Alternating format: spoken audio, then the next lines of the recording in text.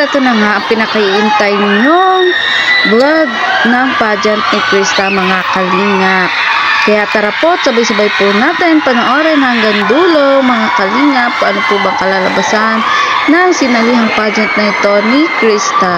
Ito nga po ay pageant po sa kanilang school, mga kalingap, nang ginanap lang po dito po sa covered court ng Basud.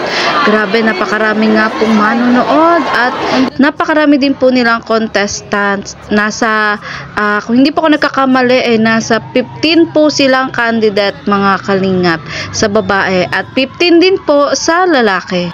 At andun din po si Kalingap Tata sa unahan kasama po ang aking asawa, mga kalingap, at inaabangan nga namin ang pagpapakilala ni Krista dahil ito nga po ang kanilang introduction number.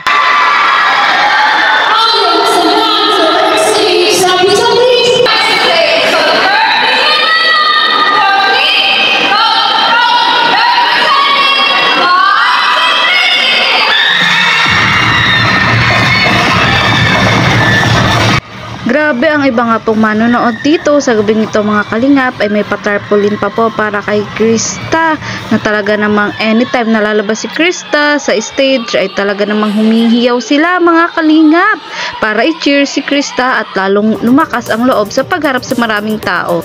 Hindi nga rin barabas ng pageant na ito, mga kalingap, dahil karamihan talaga sa kanila ay matatalino at magaganda rin, mga kalingap, at talagang palaban sa pageant.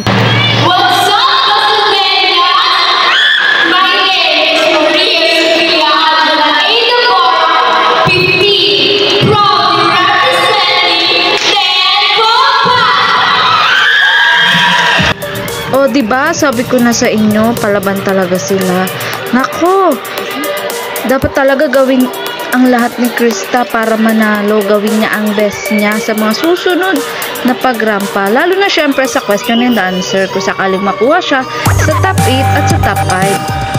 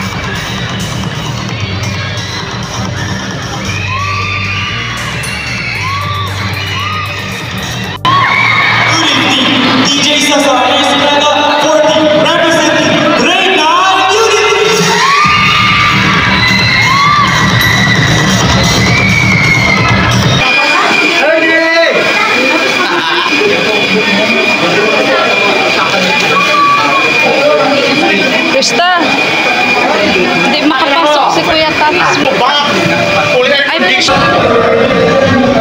Sige, hintayin ka namin sa labas, ha? Picture lang, picture. Yan, yan. Huwag kang kabahan, uy. Kaya mo yan. Yan, ganda po ni Krista. At kung kanina nga ay nag-introduction number sila, ay ngayon naman ay meron silang suot na hindi ko alam kung anong tawag dito, mga kalingap, pero para silang mga galing sa ibang planeta na ganito nga yung kanilang itsura. At kay Krista nga ay gold ang kanyang suot, mga kalingap, at si Krista nga ay number 11 sa pageant na to.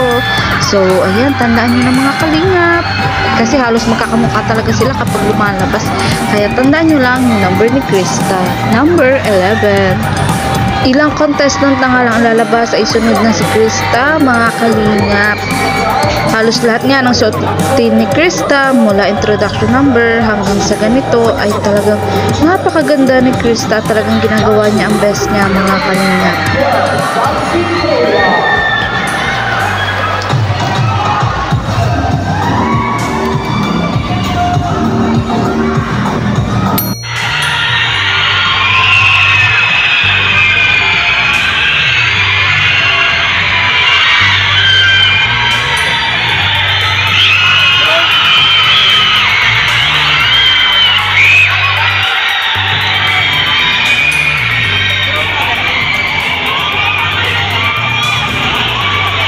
That is number 9.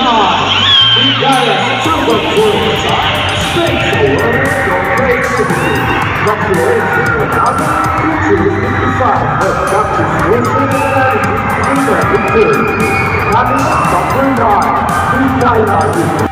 Once a structure used cutting-edge technology that creates a striking, high-technique of At narito na nga si Krista mga kalingap. Siya nga ang number 11 na contestant na talaga namang hindi rin magpapakabog sa mga naunang lumabas mga kalingap gamit ang kanilang iba't ibang costume.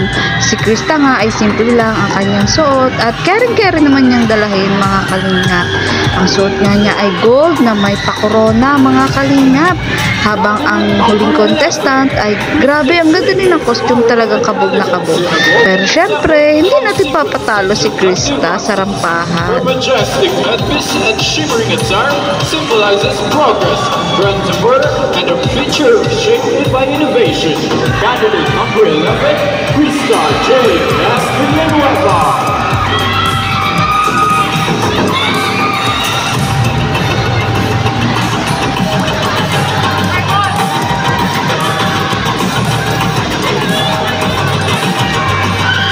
Candidate number 12, Nicole's flawless movement time showcases the future of time manipulation, invoking the power of time itself through a blend of advanced materials and sleek design.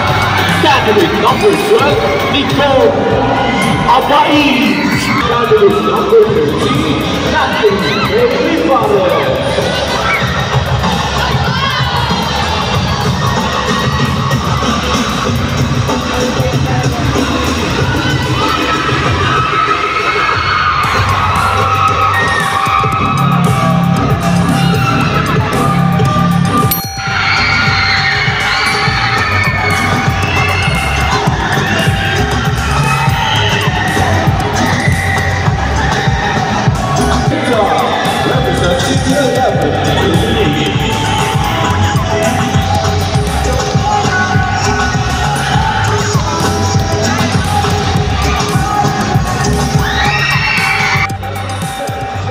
At ayun, change outfit na naman nga sila mga kalingap. Ito na naman nga ang kanilang sunod na suot.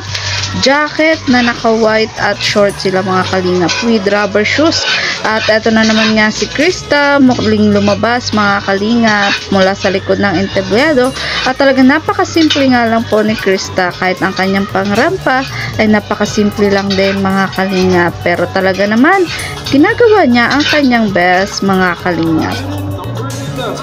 Krista J. Villanueva, representing 9 Simplicity.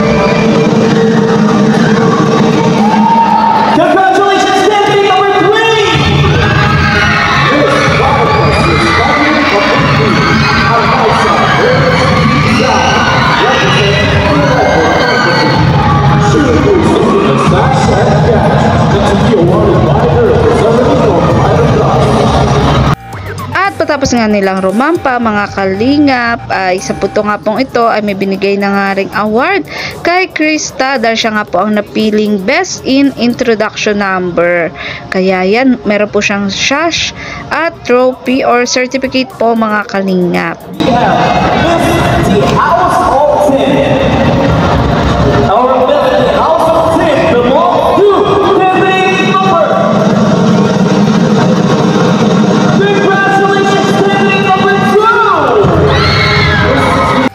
Syempre sa mga pageant na ating napapanood mga kalingap ay hindi rin talaga mawawala ang mga evening gown na kanilang sinusuot mga kalingap bago nga pumili ng top 8 na makakapasok sa finals.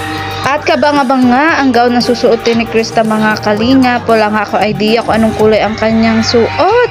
Dahil yon hindi na nga tayo pwedeng pumasok dun sa backstage. Kaya hintayin na lang natin dito sa harap ng entablado si Krista mga kalingap. Grabe, napakaswerte nga ni Krista mga kalingap kasi pinagpala siya ng long-legged.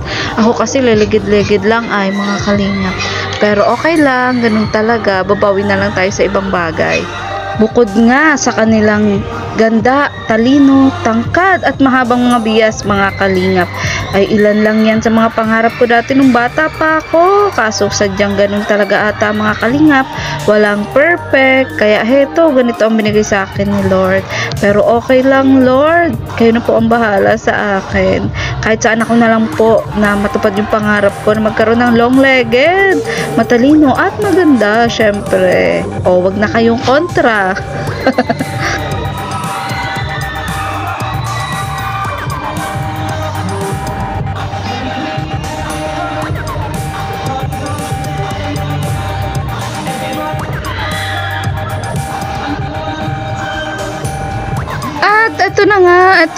Ito na nga si Krista, ang ating pinakaihintay mga kalingap. Wow! Ang ganda ng kanyang suot mga kalingap. She's wearing a gold evening gown. Grabe, ang sexy ni Krista mga kalingap. At talaga namang parang halos hindi na namin siya makilala na si Krista pa ba yan? Grabe, napaka-elegant ng kanyang suot at bagay na bagay sa kanya. Sino makakapagsabi na yung huli nating vlog na napanood na nagbabawag si Krista ng inahing baboy at nag-aalaga ng mga biik, eto, trumarampa na, o diba? Kalain nyo yun? Go Krista, kaya mo yan. Nandito lang kami ni Kalingap Tata, ng aking asawa at ng aking anak na nakasupport at palagi nanonood sa mga gusto mong marating na pangarap, Krista. Go Krista!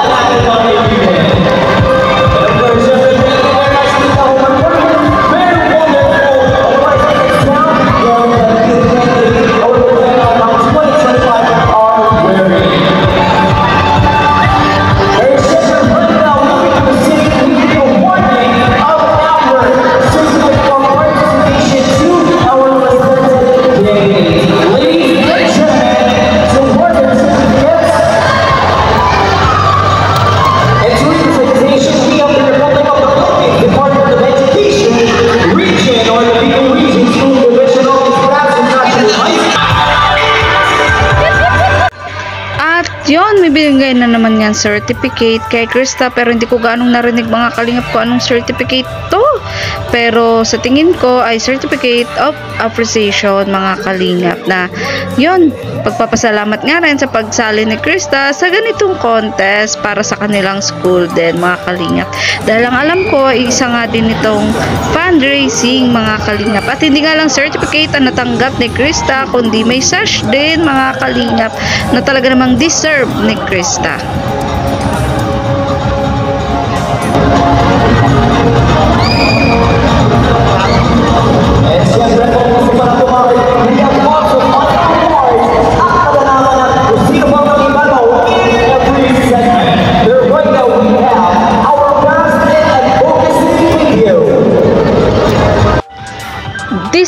pansit, tatawagin na nga ang 8 na makakapasok sa finals, mga kalingap. At sana nga ay makapasok si Krista, mga kalingap, sa 8 tatawagin ngayong gabi.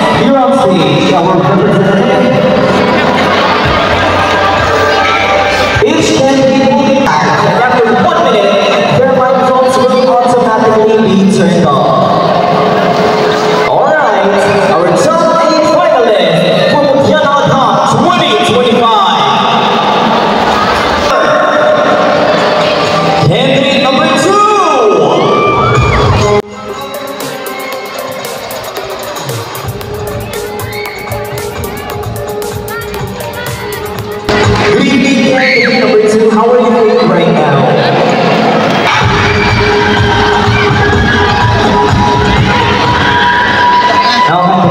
Are you surprised? Surprise! Alright. Congratulations, candidate number 7!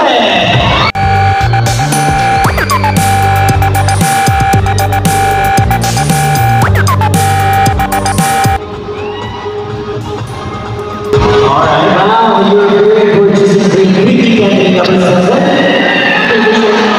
How are you feeling right now? I'm feeling very nervous and excited at the same time to be part of the top 8 like God's grace. I want to thank my family and friends for supporting me throughout my whole journey. Thank you so much, guys. I love you all. That's not the question. Okay, are you ready for your question?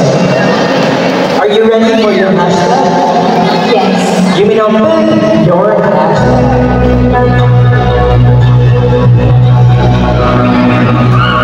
The hashtag you've chosen is hashtag number 2. Hashtag technology. In a world full of advancements, technology takes place. It is a very powerful tool that can transform our lives and it can be used for good. But I believe that this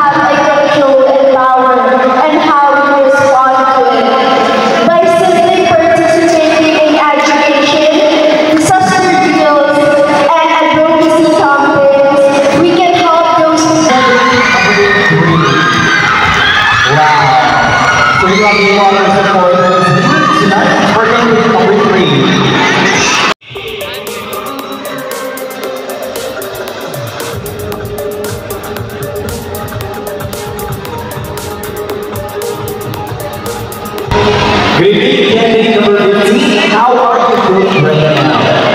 Feeling nervous and shocked. You're feeling nervous and shocked. Or shocked. So are you ready for your passion for tonight?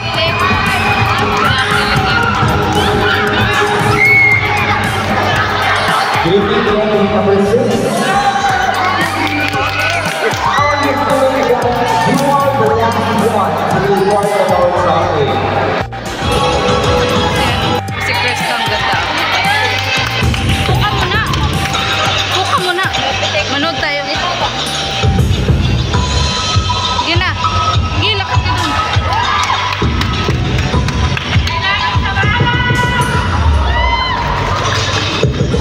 Tagali, tapos padigli.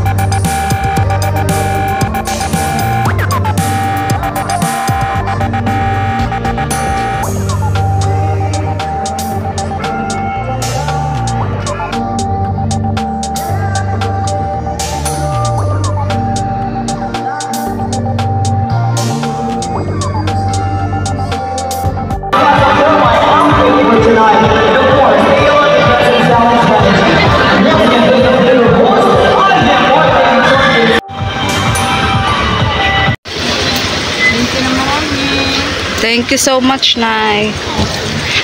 Diyan na lang tayo sa Burugtian. Ma-celebrate daw, Nay. Kain. Sama sa Wala nang ibang bukas, yan na lang. Burugtian na lang? Wala na ibang bukas. Oo.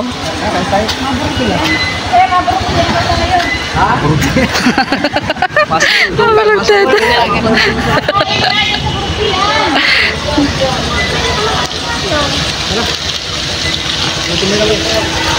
Kuya mo tricycle, babe.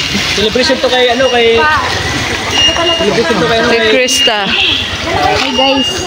Ayan. Okay lang yan. Okay lang umiyak, basta bawal sumuko. Ganun. Si Ate Amabel mo dyan, nag-umpisa, natalo. Diba, nanay? Back stronger. Oo.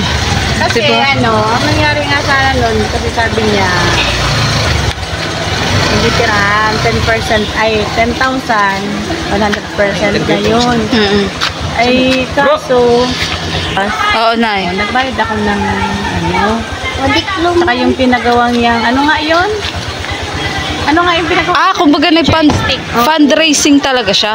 Sabi ko na fundraising talaga siya. Kaya yun dun parang kulang kami sa financial talaga kasi ang dami namin binayaran. Kaya Ayan. medyo, sabi ko, next time naman, meron namang ano. Oo, nay. Pero at least na nakatulong ka sa school. Saka Diba? ano, ang dito, na Ano try na niya yun? kung paano siya magrampa. Fundraising ko Yeah. Oh, fundraising na nga ta. Kaya may sobre. Oo. Ganun. Fundraising. Worth 10,000 ay?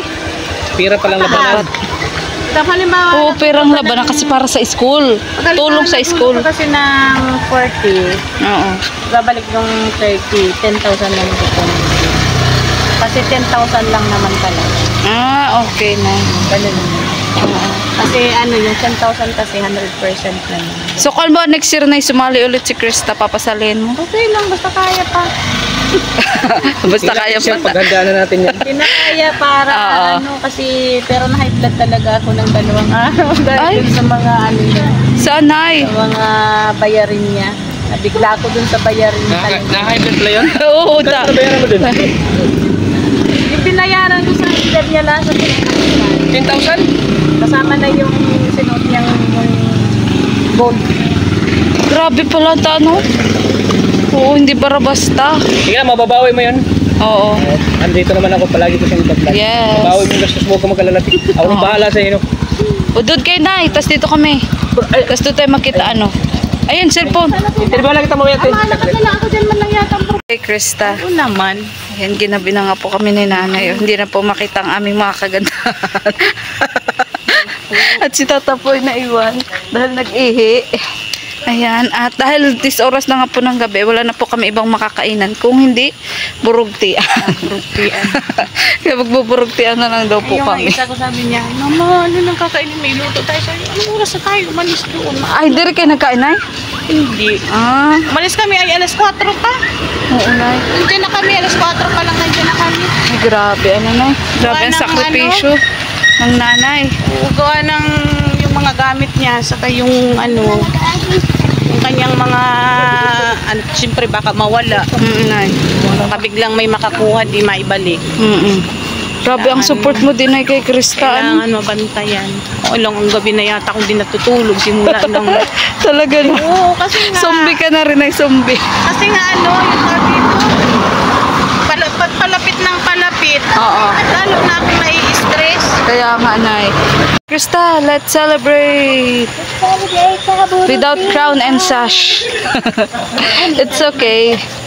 May certificate naman baga. May card din po ako nakuha, 3 ata yun. Oh, really? Kaya kailangan natin mag-celebrate talaga. Let's celebrate. Yeah, yeah. Yeah.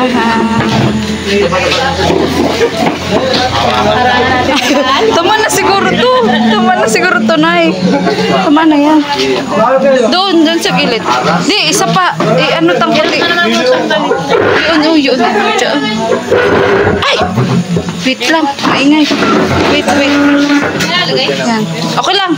Tapos yun o, pwede. Just. Pili kayo, nay. Pili kayo, nay. Huwag kayo mahiya. Uy, ala, yung helmet kanina. Wait lang. Nang sarili mo. Grabe, gabing-gabi na po mga kalingap, kumakain.